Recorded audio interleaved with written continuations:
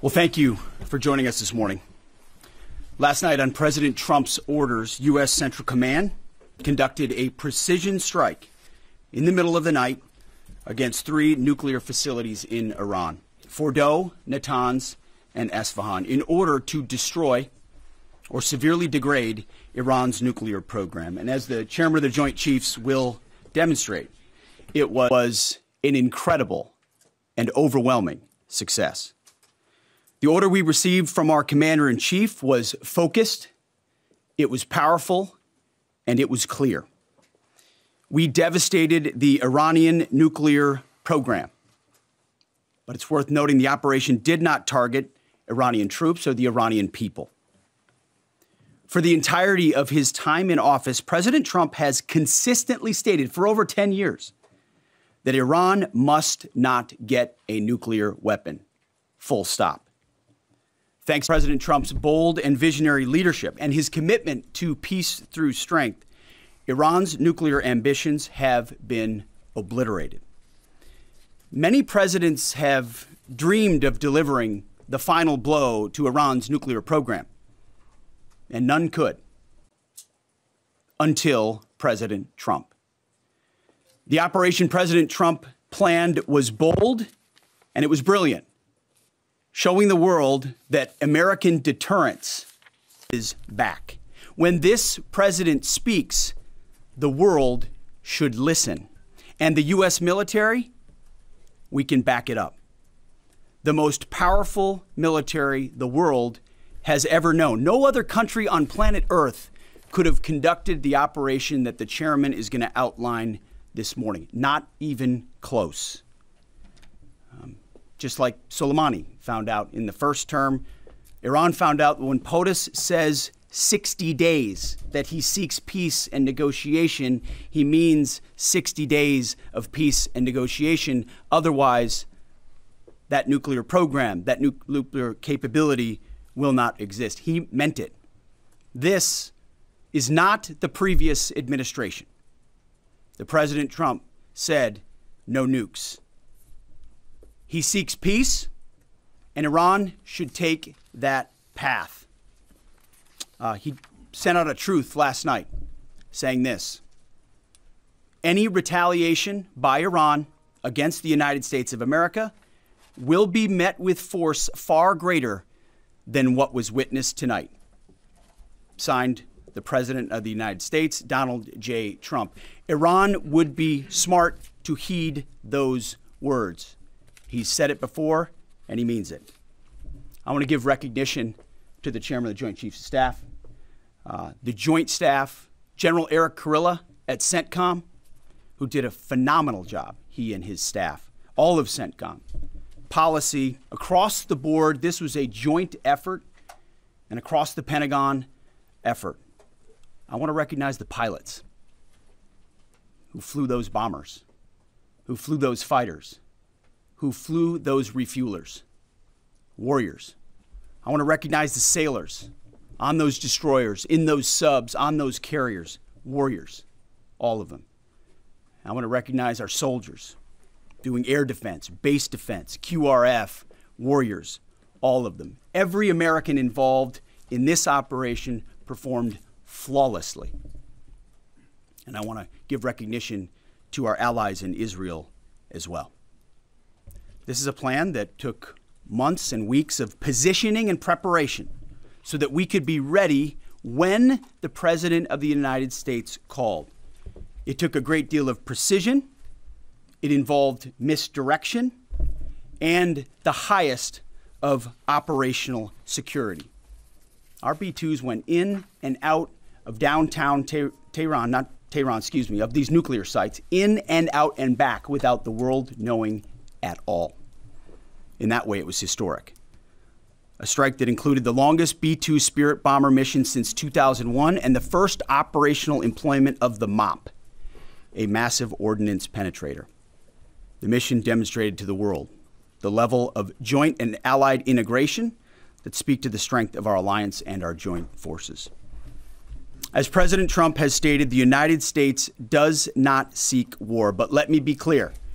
We will act swiftly and decisively when our people our partners or our interests are threatened. Iran should listen to the President of the United States and know that he means it, every word.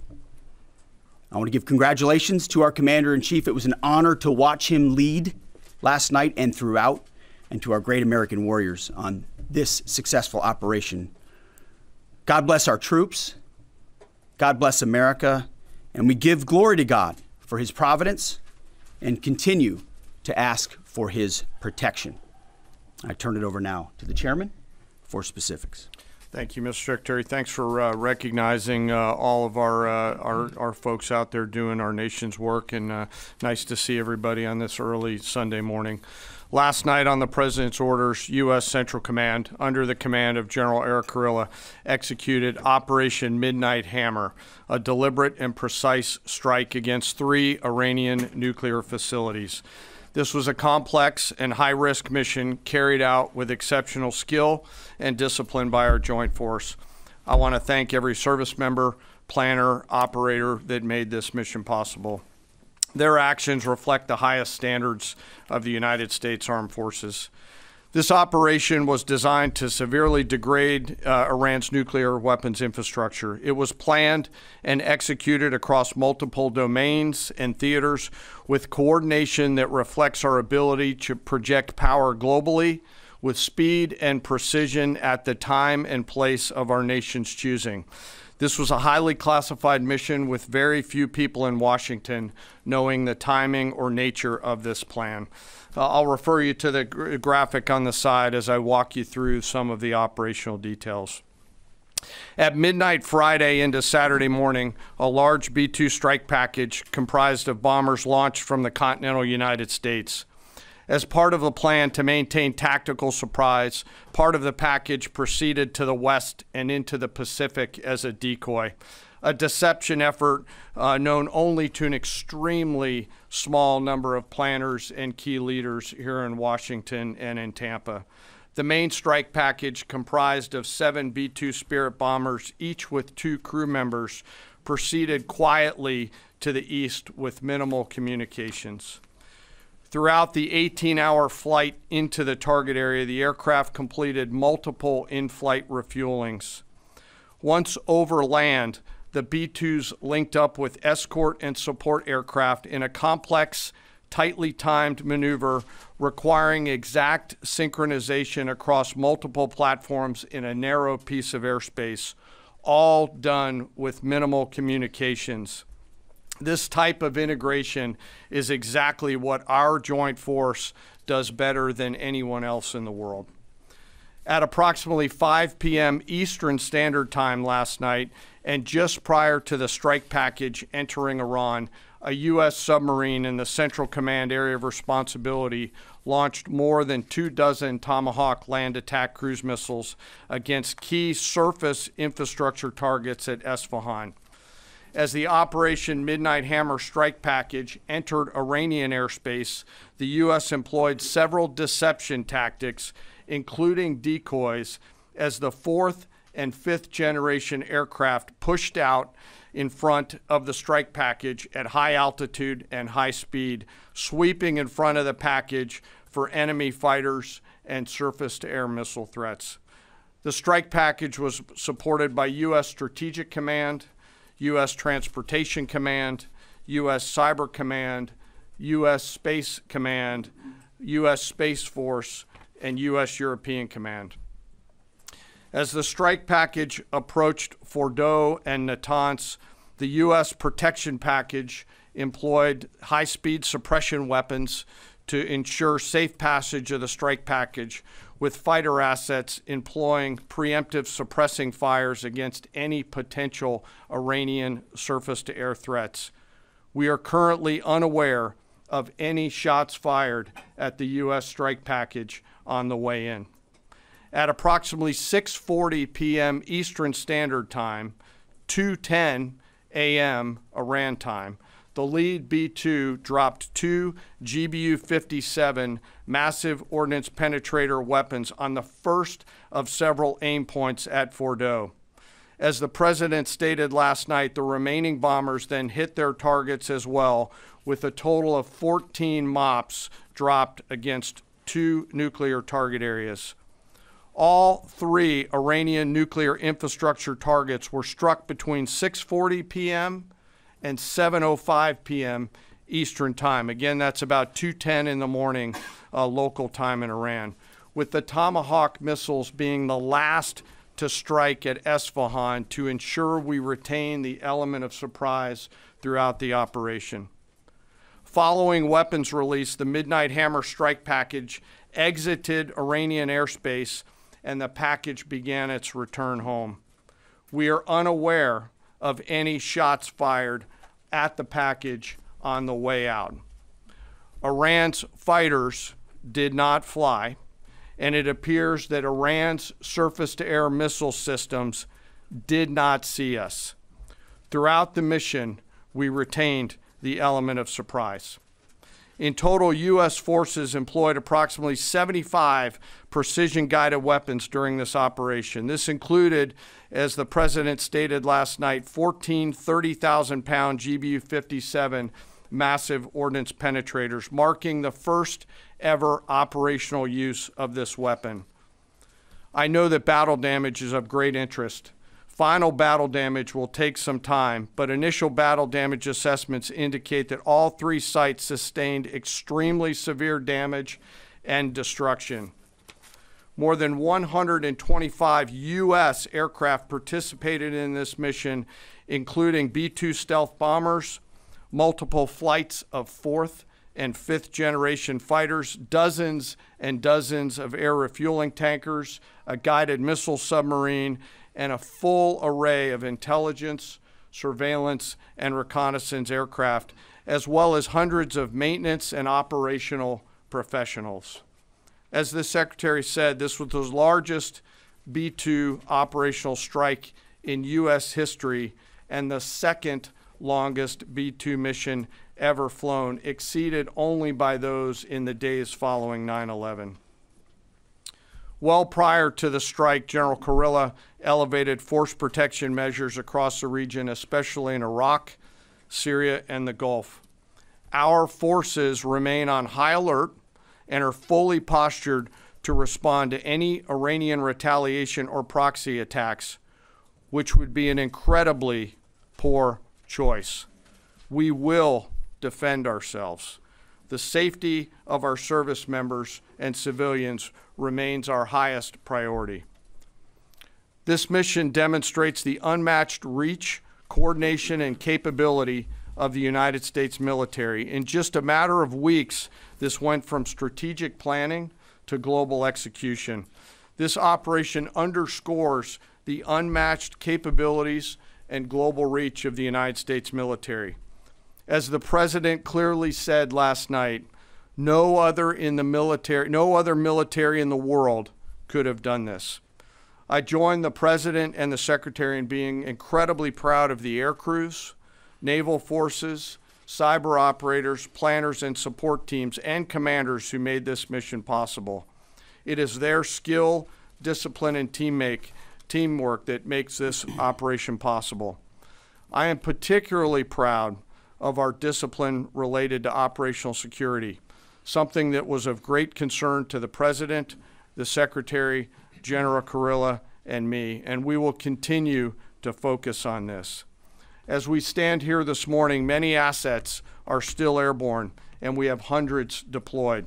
I ask that we keep our warfighters on their way home and our deployed service member in our thoughts. Our joint force remains ready to defend the United States, our troops, and our interests in the region. Thank you very much. We will take a few questions, Phil. Me? Yeah.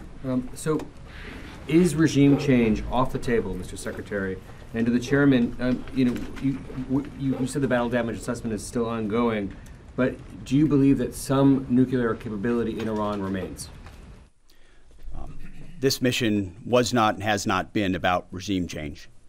The President authorized a precision operation to neutralize the threats to our national interests posed by the Iranian nuclear program and the collective self-defense of our troops and our ally Israel. Thanks for your question. I think BDA is still pending, and it would be way too early for me to comment on what may or may not still be there. But thanks for the question. Green.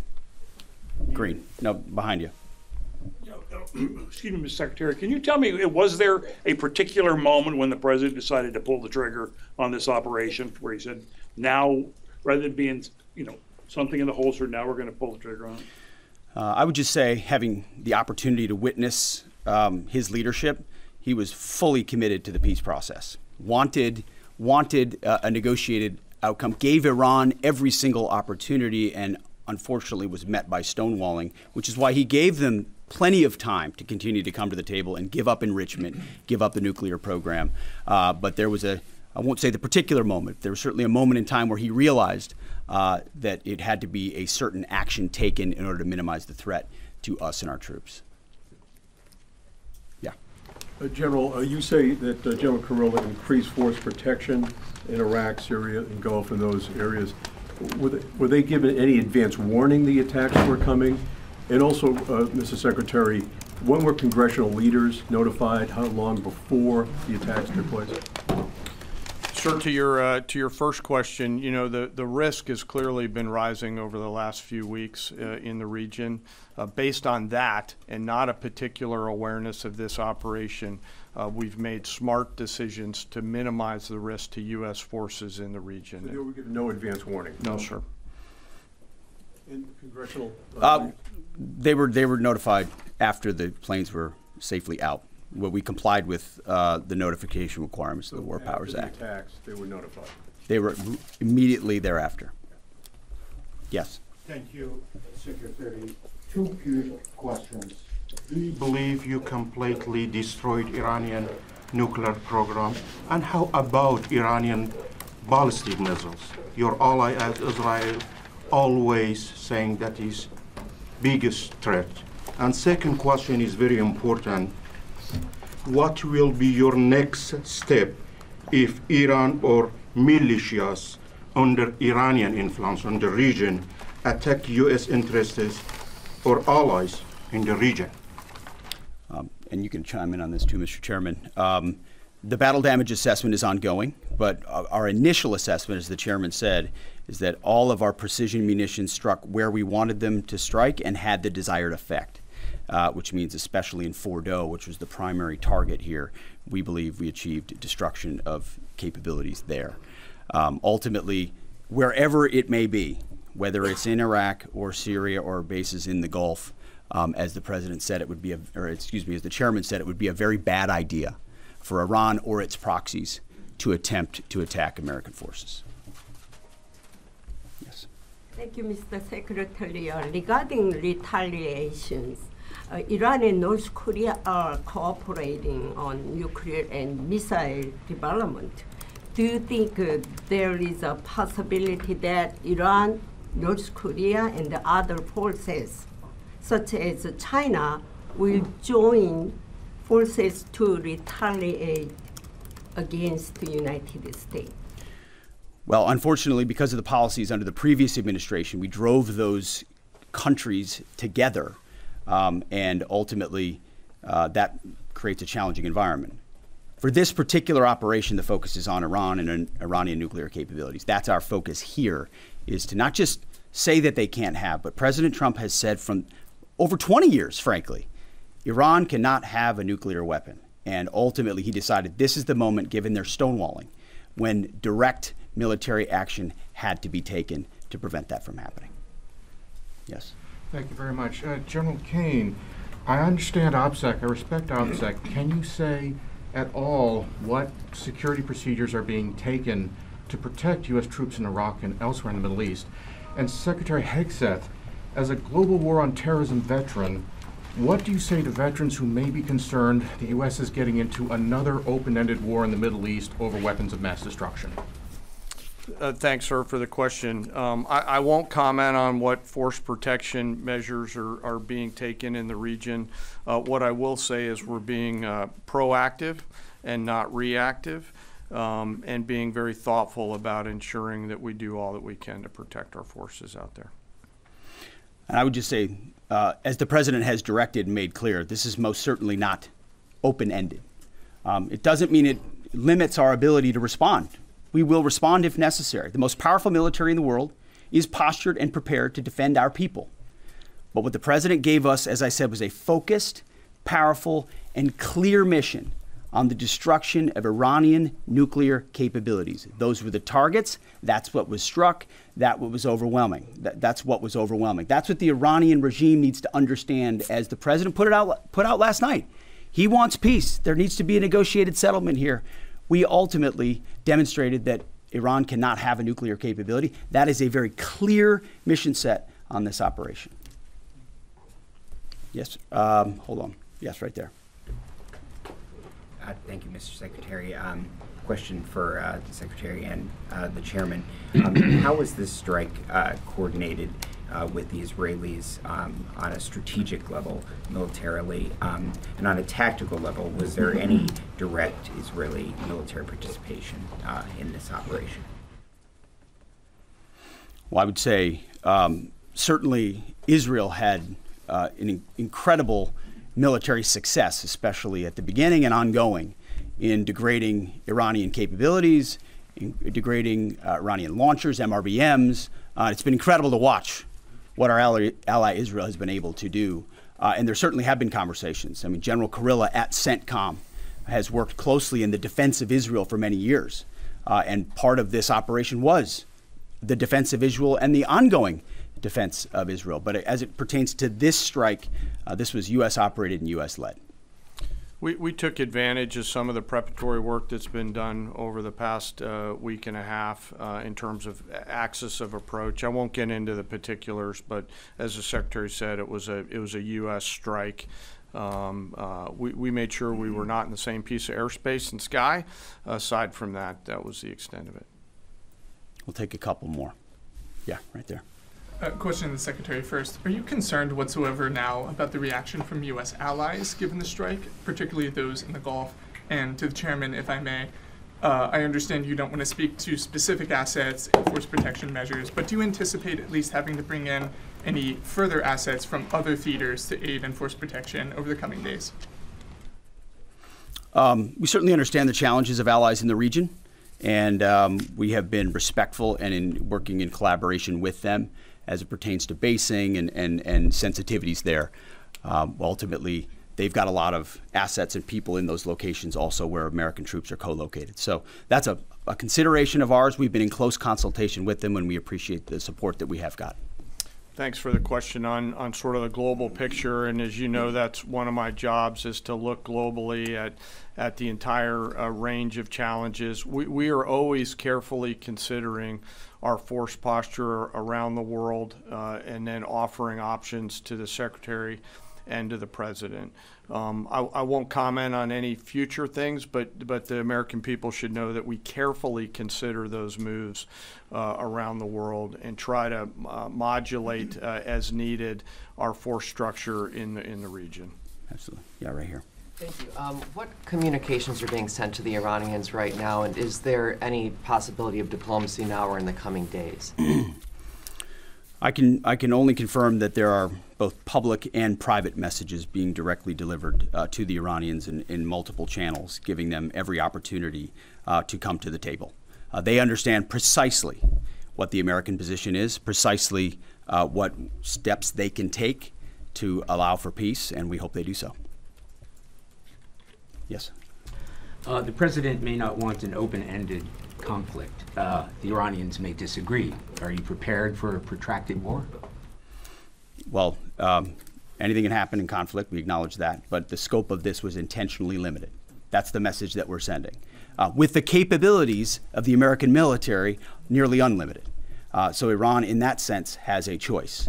But we've made it very clear to them, this is nuclear sites, this is nuclear capabilities, this is the line that the president set, and we set that back. Now is the time to come forward for peace. But I think one of the takeaways from this as well is the unprecedented level of ongoing cooperation. I can't speak highly enough of the chairman and his staff and General Kurilla in CENTCOM, what they've done to look around the corner, to pre-position, to understand how an operation like this comes together.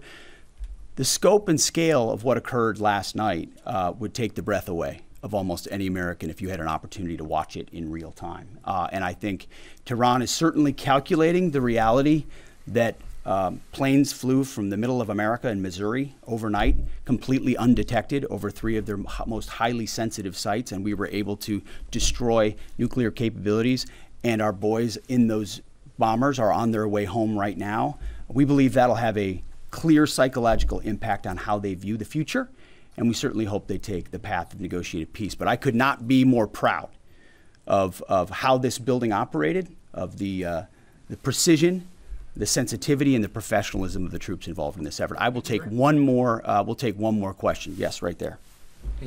Thank you, Mr. Secretary. Concerning the justification for these strikes, in March, the Office of the Director of National Intelligence released their threat assessment, concluding, quote, Iran is not building a nuclear weapon, and Khamenei has not authorized the nuclear programs he suspended in 2003, unquote. So what new intelligence does the U.S. have since then that the Iranians have changed their position on nuclear weapons? And does this new intelligence come from U.S. sources and methods, or are we getting this information from other countries? Well, I would just simply say that the president's made it very clear. He's looked at all of this, all of the intelligence, all of the information, and come to the conclusion that the Iranian nuclear program is a threat, and was willing to take this precision operation to neutralize that threat in order to advance American national interests, reduce the Iranian nuclear program, and obviously collective self-defense of ourselves and our allies. So he looked at all of it, understood the nature of the threat, and took bold action I think the American people would expect in a commander-in-chief. That's all we've got. Thank you very much. Appreciate it. Mr. Chairman. Thank you. Mr. Chairman, do you have any of the WC-135s up to check the radioactive material in the atmosphere?